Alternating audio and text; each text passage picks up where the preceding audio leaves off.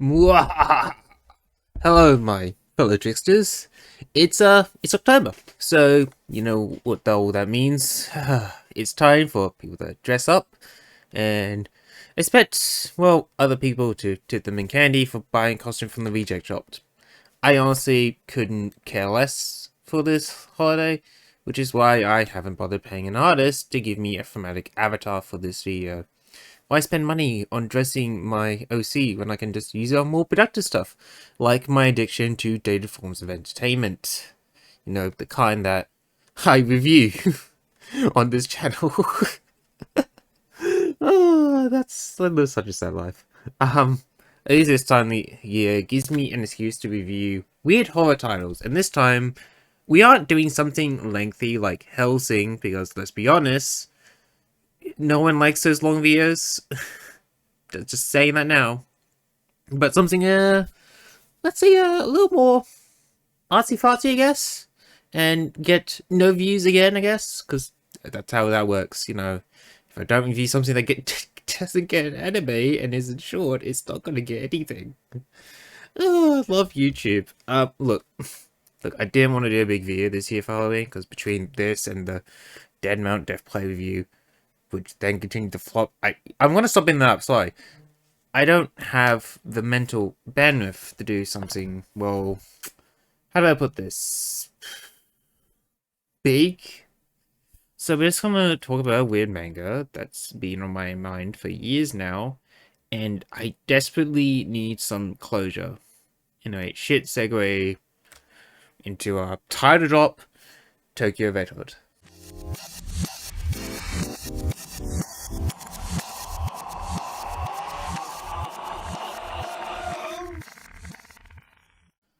So, Tokyo Red Hood is a manga.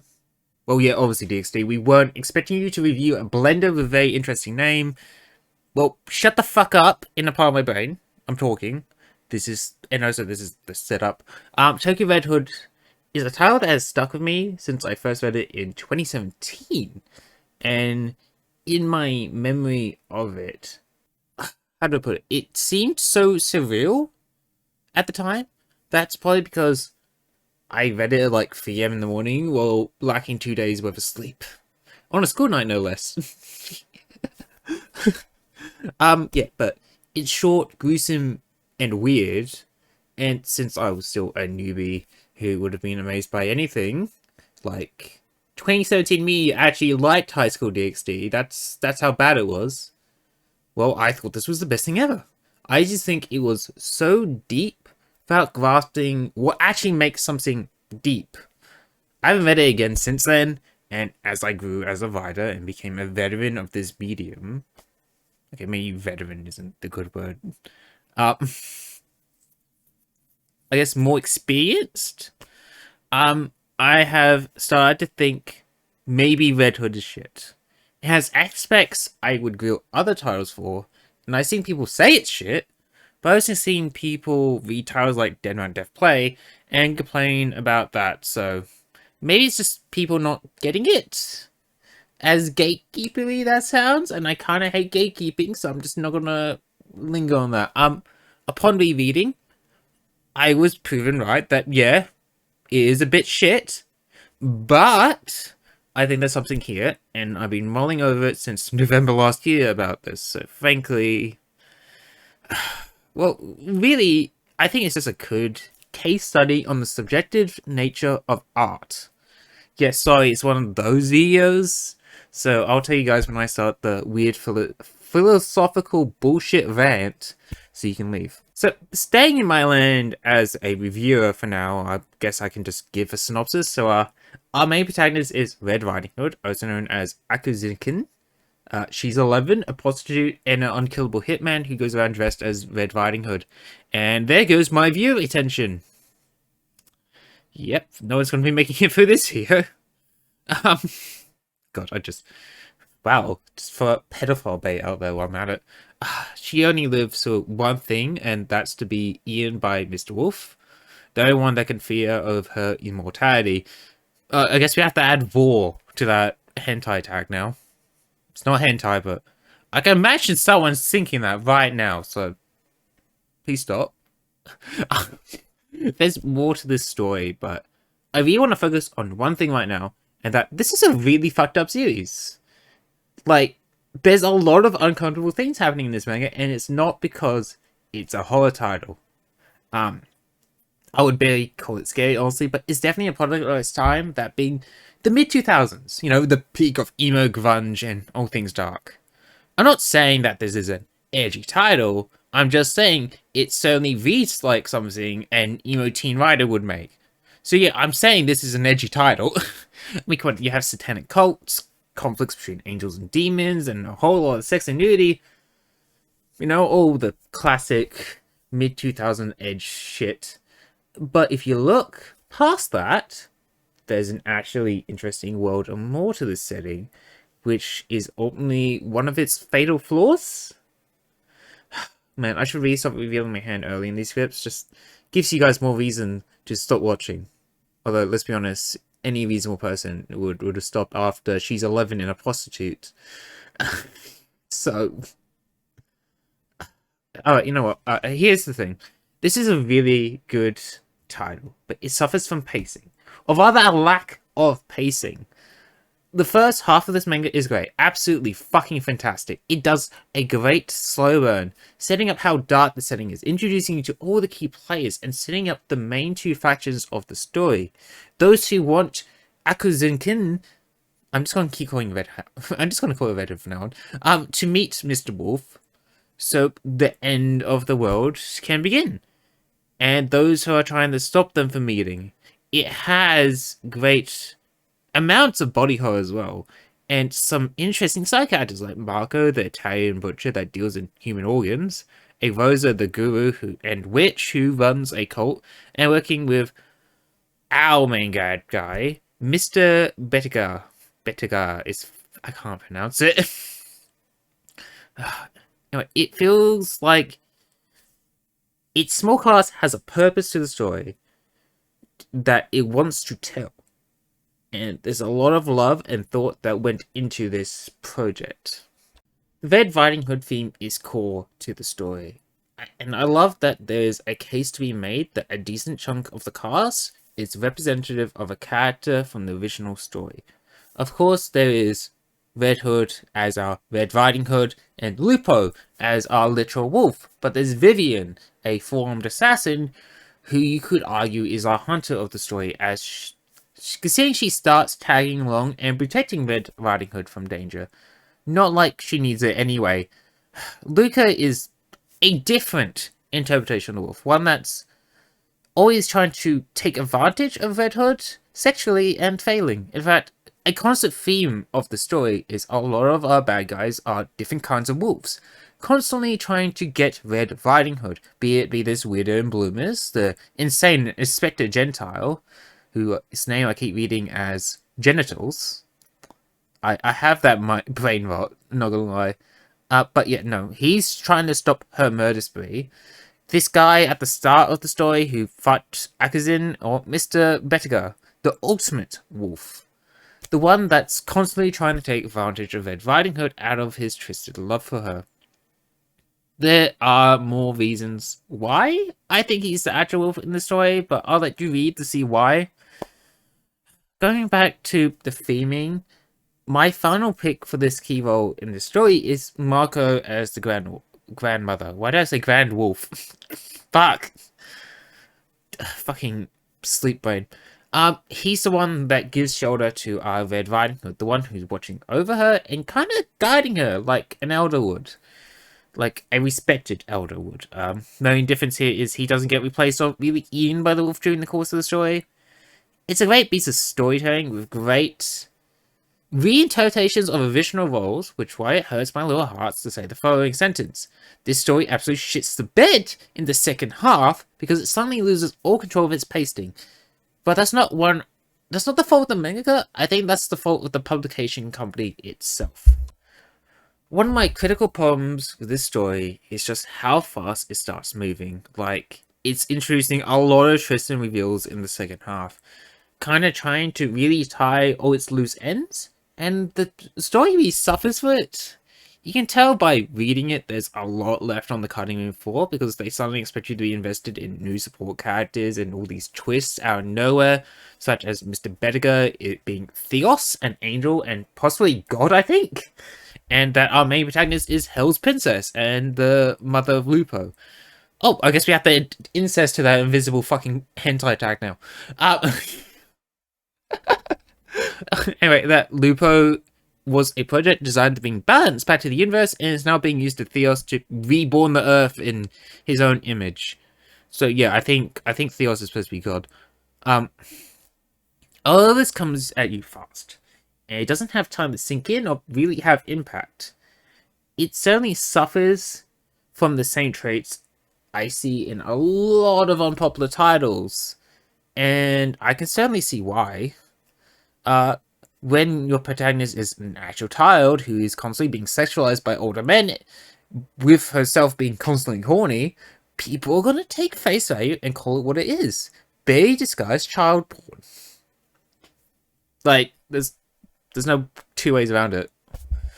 Of course, it won't sell well, so the publisher decides to cut the losses.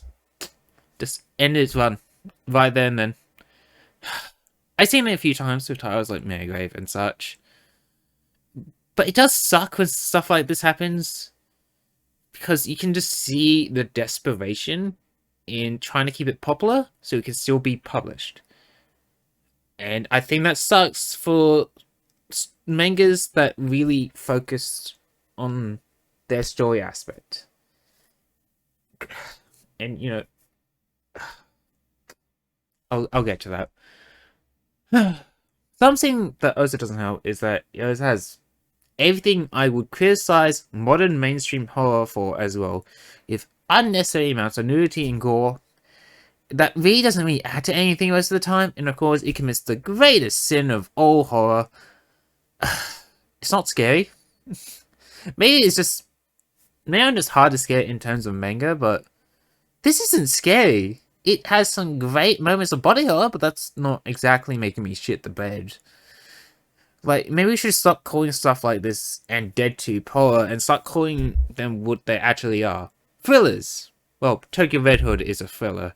DeadTube is still very much poorly veiled girl porn, and no, I will not stop beating this dead horse.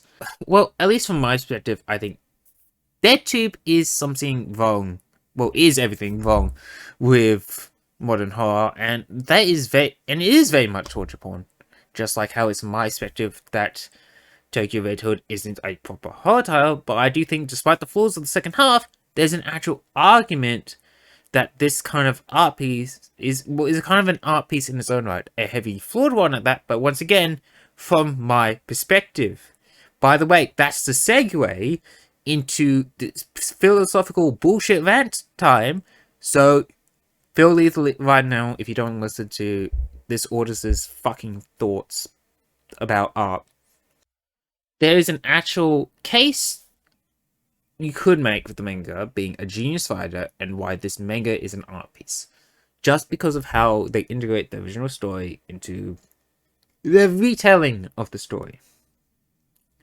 There's a really interesting world here to explore with interesting reinterpretations of the roles from the original fairy tale, and therefore it's a very deep story.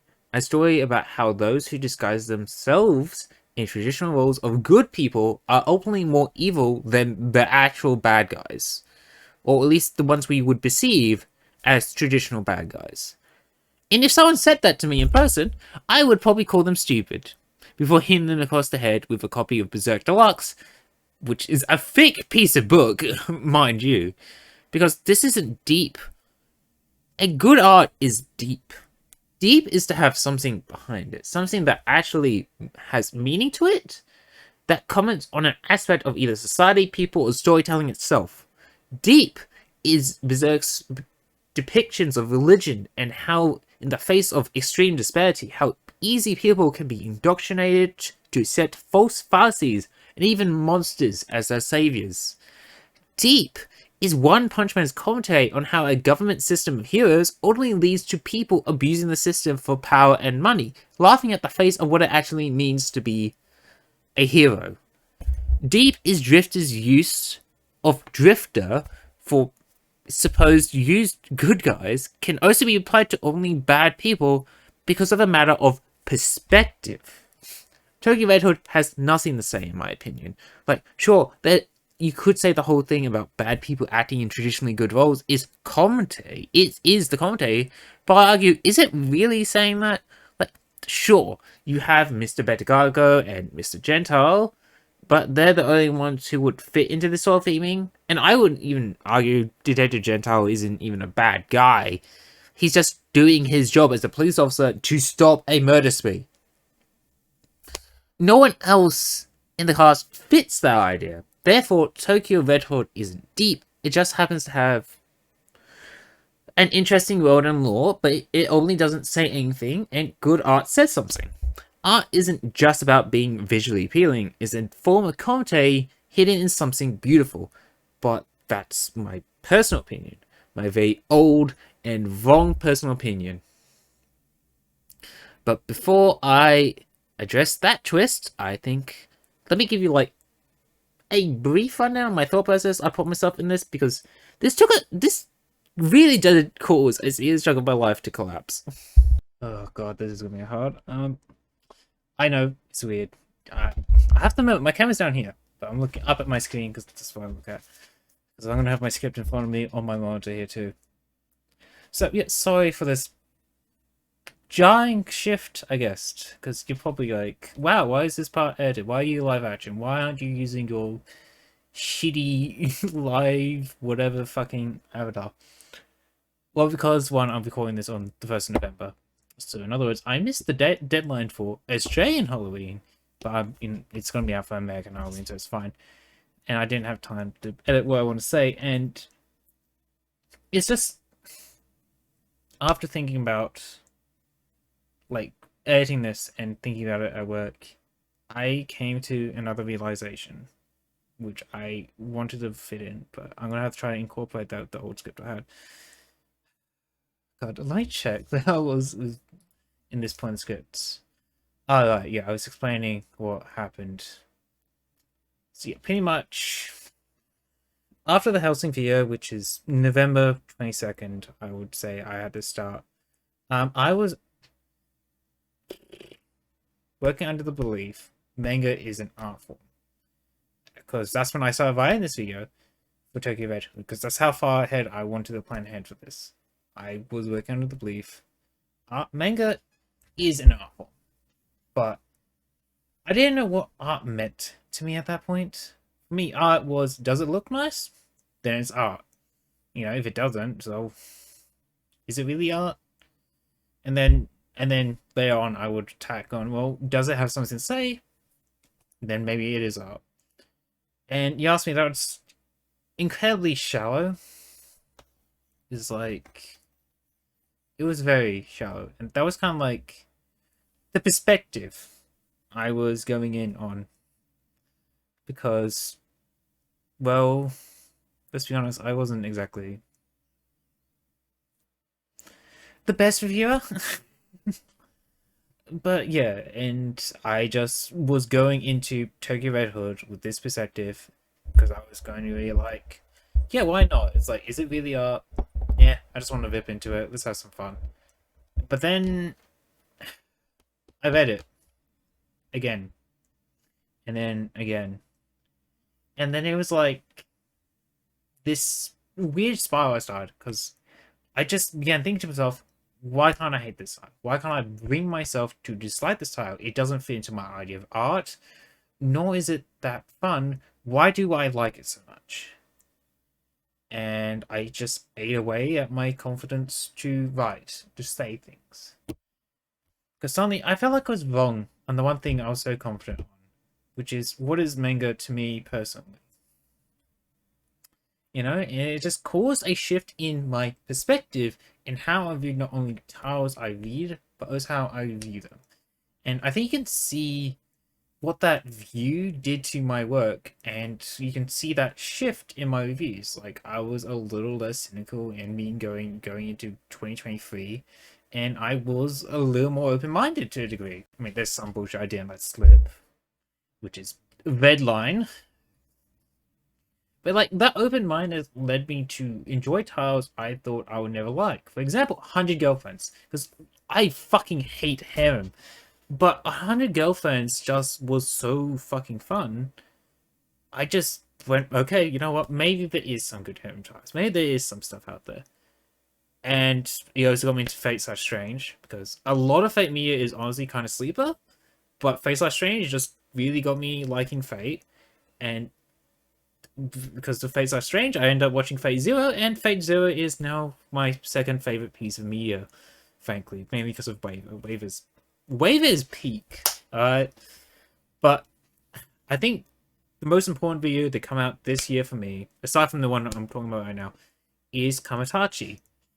Because yeah, it wasn't my biggest video, let's be honest. Not many watched it, but it was the most important one for me this year.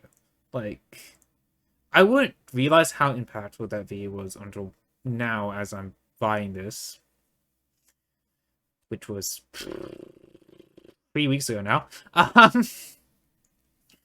But it's like, it made me less cynical of the isekai genre and made me go into that genre looking past the tropes and finding little things I liked about it. It's like thanks to Kamatachi, I'm reading a lot of isekais I would normally pass up on because I want to see if I can have fun with them. Like, for example, I started reading Eminence of the Shadow. It looks stupid. I don't care. Well, fucking Chuni gets reincarnated into a fantasy world. Ooh, interesting. But then I started reading it, like, literally yesterday. Because I was like, nah, fuck it, why not? I need something to read. And I found myself really enjoying it. Because it's just so fucking stupid and funny. Like, I wouldn't have read it before because I was like, ugh, isekai, garbage. No, it was really great for something that looks so shit on paper. Oh my god. But yeah, it's like, it was thanks to Kamachi. I was just able to start having more fun. And I guess as I in rewriting, it says the 20th time on my script, like redoing this section. Let's be honest, I'm doing this for redoing this for the 23rd time now. Should be the last time I should take a crack at this. And it made me realize that what my own definition of art to me is, and art for me is about personal impact. But there's something else I want to add to that, where I also realize art is also about what do we project onto the artwork.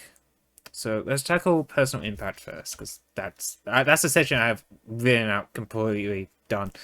Like, let's bring this back around. For example, like a big reason why I structured a decent chunk of like the review section is around my thoughts of both me and the me of 5 years ago was to get the point across about perspective and how perspective changes with, well, as we grow and change.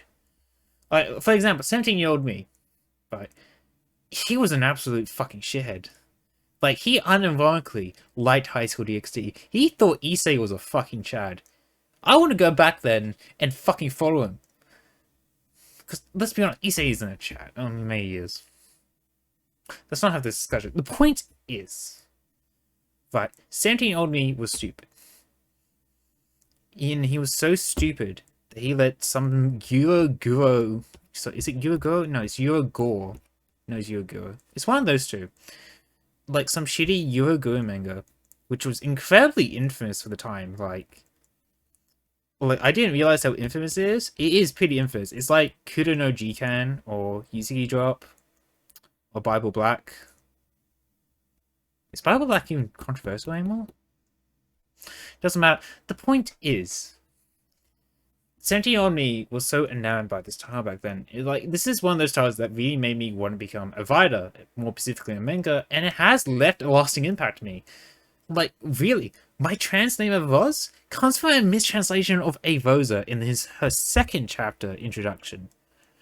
Like, she was called Roz in that, or maybe, I don't know, maybe it's just a mistranslation, but, like, that is, like, first that was the name of my OC.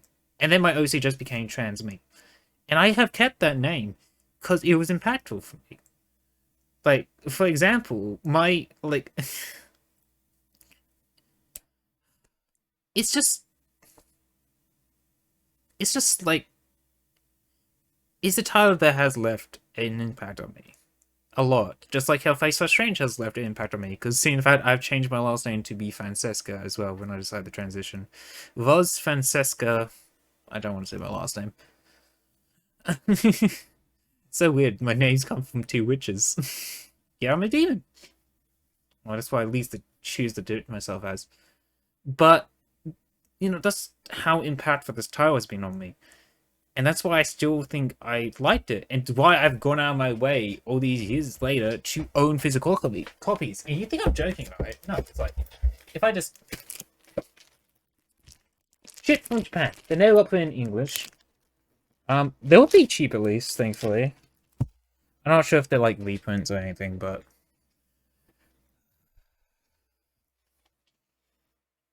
Like...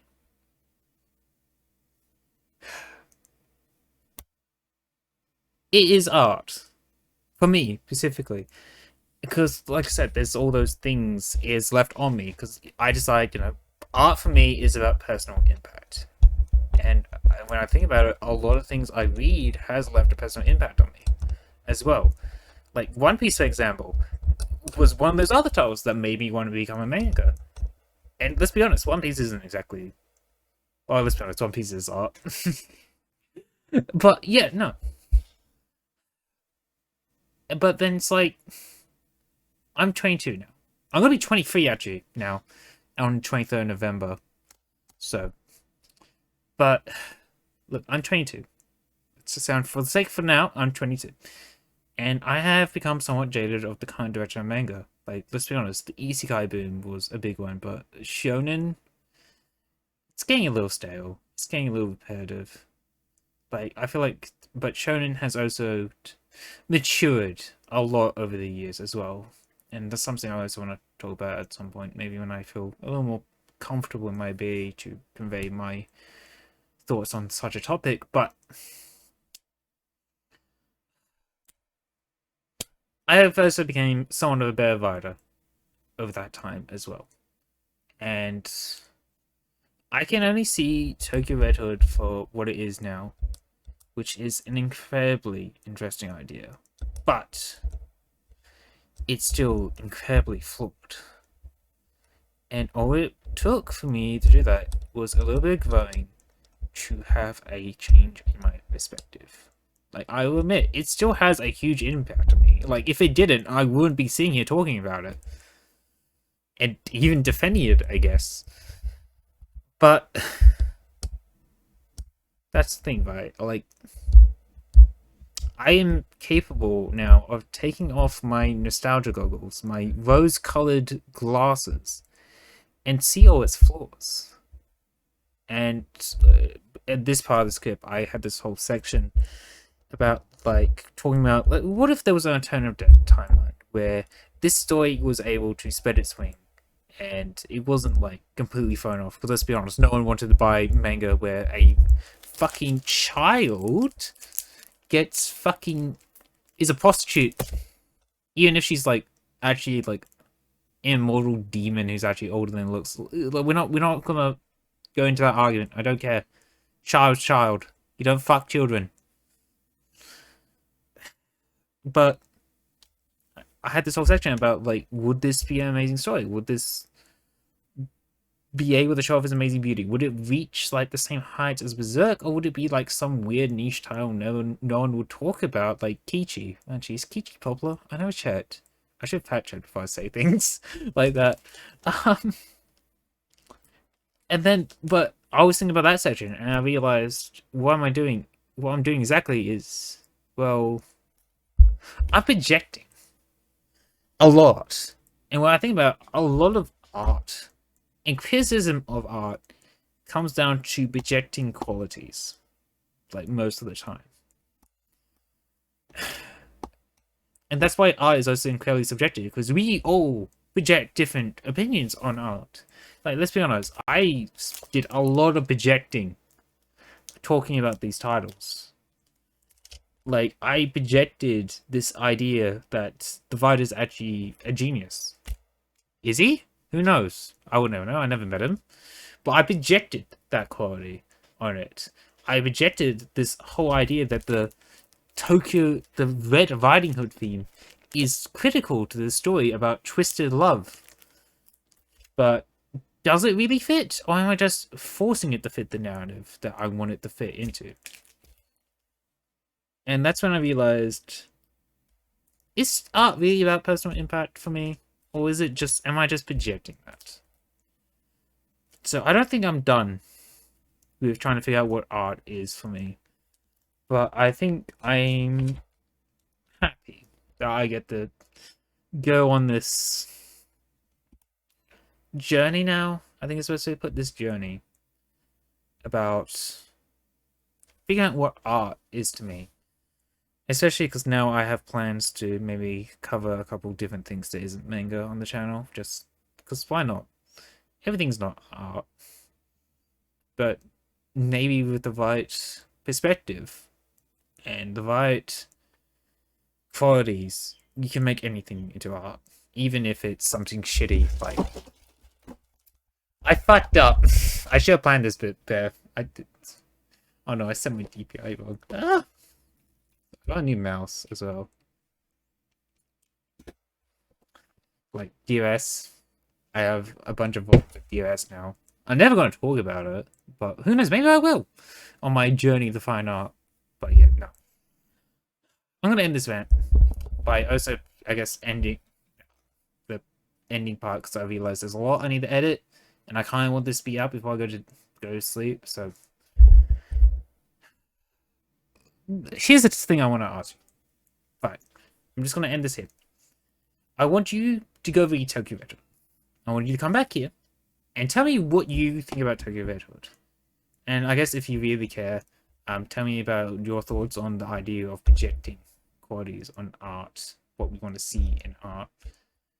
And then, who knows, come back here in 5 years, reread Tokyo Red Hood, maybe reread your comment and just edit and just update it with your updated thoughts. I would love to read about how your perspective has changed over time, if it does. And I think I'll do the same. I think I will, in 5 years' time, do an update video to this video and see where I am. See if things have changed. I think that would be a cool idea. Because I think being able to revisit things you have said in the past and just really analyze it and just think, what has changed? What has been different? I guess is important, especially if we want to grow as people. Anyway, with my somewhat newfound appreciation for the media, I respect, I guess is the best way to put it. I wouldn't say I love it, especially with the way shonen is these days. I think I may do something slightly different, ever so slightly different. I hope you can't hear that dog, by the way. It's barking again. Anyway, sorry for this messy conclusion, but I hope you guys have a happy Halloween. Unless you live on the fucking west side of the hemisphere, you know, where it's November 1st. In that case, happy late Halloween. Bye.